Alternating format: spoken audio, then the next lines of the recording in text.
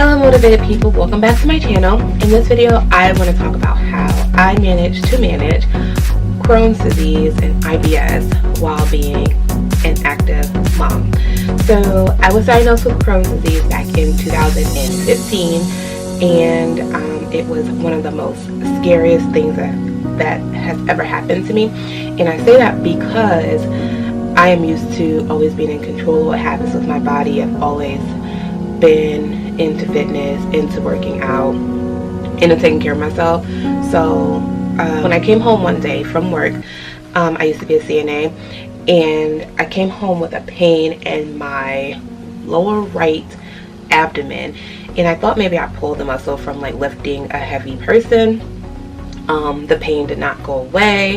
It actually got worse the next day. So I called out of work and I went to an urgent care place for them to look. I thought maybe it would be like I didn't know what it was. To tell you the truth, I didn't know I was in pain. They looked at it, they sent me for CT scan maybe, and they said they felt like it was my appendix. So I went to the hospital to have my appendix taken out, and when I got there to have my appendix taken out, they were like, we can't even see your appendix, we don't think that's what it is. And they gave me something for inflammation and they sent me home. I didn't eat for like 3 days and I felt better. This cycle continued to where I would feel better, feel worse, go to the hospital, stop eating, go home. You know, it was like a cycle until I finally went to, I established a regular doctor. I went to him. He referred me to my GI doctor so he could look and see exactly what was going on. It was him that officially diagnosed me with Crohn's disease, and he put me on prednisone. The prednisone made my face blow up, like I can't even do it. Like my cheeks were like full and everything like that. But it helped to manage the inflammation that was happening in that area. It was my lower right by the ileum, I think it's called. When I would eat, or I was hearing my food digest, because I felt like I know my GI tract was so small that it was like sputtering, if that makes any sense. I don't know if you know what a sputter sounds like, but it was like sputtering these the food into the large intestine. So from the small intestine to the large intestine, that's why I was hearing that noise, and it was embarrassing after a while. It was loud. From that point, I decided to change my diet. Before that point, I was counting my macros. I was a clean eater. I was in the gym 6 days a week, about 2 hours a day, and I would eat, you know, the quintessential like chicken breast and broccoli or spinach and sweet potato. Like that's the type of meal plan that I was following at that time. So I left that alone, left the whey protein alone, things like that, and then really started focusing on my insides instead of how my outsides look. I wanted to focus on my insides and see exactly what I could kind of maybe change and stuff like that. So once I did that, I decided after researching that I should maybe try a plant-based diet. Now, I want to say this. Me starting a plant-based diet, having that much inflammation was hard. I was not able to digest, like my intestines were not able to digest like leafy greens or like any type of vegetables. So not to give too much TMI, the way it was going in was the way it was coming out. So I knew that I had to do something different. So for me to still get my vegetables and things like that, I decided to pulse them up and drink them, which worked for me at that time. I was doing a lot of carrot smoothies, carrot juices. I started juicing also, just to kind of get those nutrients in me, because one of the doctors back when he saw that I had Crohn's, he saw that I had some type of IBS situation, he told me to go home and eat like a lot of processed. He said, I know it sounds weird, but go ahead and eat like processed foods. And honestly, he was correct, because eating those processed foods, didn't make my intestines have to work as hard. Eating refined carbohydrates, white bread. He told me to go home and eat pizza, things like that. And he was correct but I just didn't feel right living that way. So fast forward, I had to wind up getting, oh my gosh, okay. I thought something was on my shoulder, but it's my zipper. Anyway, I had to wind up going to get a bowel resection, which is where they go in endoscopically, which means they didn't really have to cut me open. They just sent some camera up in there and they cut the or removed the badly inflamed section of that was really affected by the Crohn's. Like, it attacked that area so bad. So anyway, they took that out and they stitched me back up and all that good stuff. And it was kind of like, here you go, there you go, you have basically not new intestine, but basically we took the infected part out. From that point, I was put on Humira. Humira is was something that you inject in. They put me on it to inject it into my leg once a month. It is extremely expensive. I don't know how you would go about it getting it if you don't have insurance, but that stuff was expensive. I remember my first shot, it took me about an hour to give it to myself.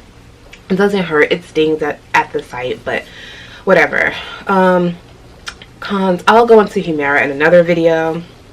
I don't have anything like really much against it. I'm not into medicine, not much at all, but I'll talk about Humira in another video. So basically, from there, I decided again that I would like to do a plant-based diet. I had nothing against meat per se, but I didn't really enjoy it. I've never really enjoyed meat and things like that. Anyway, how I'm managing it now, fast forward, after I had my bowel resection, 3 months later, I became pregnant with twins. And I mean, it's funny because the inflamed intestine, they took my appendix out with that, but my inflamed intestine was also affecting my ovaries. Like, they had, everything was just so swollen in there. So after that, I had twins, and the rest is pretty much history. And now we fast forward to just me again, back into working out, back into, you know, watching what I eat, and back into wanting to live a healthier lifestyle. And this is how I am currently managing my life with Crohn's disease and IBS. What I do, diet that I have adopted, is going back to eating plant-based. And the reason for me doing that is, one, I don't enjoy meat. Two, I found that I feel better. I feel more fueled by eating more plants and things like that. I know, like I said in the beginning of the video, it can be hard when you are having symptoms or a flare to eat a plant-based diet. But for me, I'm not having any flares I'm not having any flares. I haven't had a flare in, you know, since before I had the surgery back in 2016. So I'm able to actually manage it. I do have, I wouldn't say scares, but I do get warning shots from foods that I eat. I did try to do a keto diet after I was, when I did want to actively lose weight. I did do keto. Keto actually did my body fine also. So if you are like, don't want to go the plant-based route, you like to eat meat, you like, you know, things like that, you could try keto. I did not, however, eat any dairy or cheese with my keto. And when I did have, like, throw things like blue cheese dressing on a salad, my stomach was like, my belly was like, no, we're not doing this. So I just know for myself that dairy is a no for me. Like, for me, everyone's different, but dairy is a no. So I don't do dairy at all. I also know for me, from how even with the keto and the plant-based, for me, high sugar, like processed things, I mean, people contribute like being vegan to being like healthy, or, you know, but that's not the case at all. Well, it is if you go the whole foods route. That's why I call my diet plant-based, not vegan, because veganism, I mean, they sell so many good foods like in the frozen section. When I'm having a bad day or I feel like I need to like eat my sorrows or something, I'll go straight to the grocery store, to the frozen section, and find something processed that is vegan, and it does hit that because it has your sugars, it has your fats, it has those feel good things that your body wants when it's just not feeling good.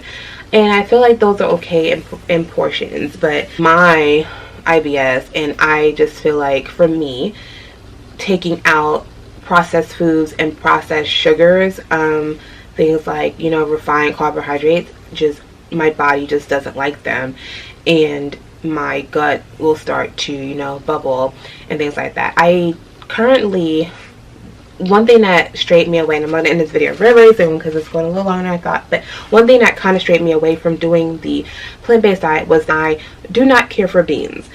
I don't like the flavor of them. I don't understand eating them, but becoming plant-based and making my foods at home, I've learned to kind of do a lot more recipes with I have become more creative in the kitchen, so I'm incorporating beans in different ways. That's how I'm managing Crohn's after surgery and with my diet. I'm gonna do a separate video about my weight loss while doing this, and that's another different thing for me, because usually when I'm lifting weights in the gym, or you know, things like when I was lifting weights before I was adopted, you know, high protein, where are you gonna get your protein from? That's another big thing. Like, where do you get your protein from? It's like, well, I get protein, I eat vegan protein shakes, I eat them. That's what I do. I eat them.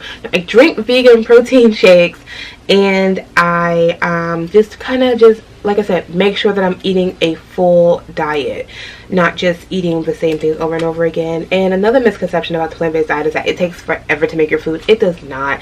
A lot of the cookbooks in the stores, it might have all these a tedious list of things, you know, to do things, but I found that just, you know, once you start making things and get your creative juices flowing, you'll just start having ideas, and boom. And it's not that expensive when you make your food at home. Now, if you go buy those processed foods at the grocery store, yes, your grocery bill is going to be astronomical, but if you are just sticking to the outside of your grocery store, minus, you know, of course, your dairy and things like that, but your grocery bill will stay intact. Mine's actually lower because I don't eat meat with my family, so the meat actually I need to start making less food, I've noticed, for them. I'm going to end this video here, and I will be continuing with this series about IBS and Crohn's and how it's affecting like my workouts and things like that, because yeah, I like it and it's my life. So if you want more videos like this, any questions about Crohn's or IBS or colitis or diverticulitis, all that good stuff, leave your comments in the description below. You can also find me on Instagram. I am MissRaven_Lenore. You can send me a DM if you have any questions about, you know, Crohn's with pregnancy, Crohn's with Numerum pregnancy, all that good stuff. But yeah, I'm going to end it here, and I will be back talking about more because, I mean, it's my life. So thanks for watching this video. See you in the next one. Bye.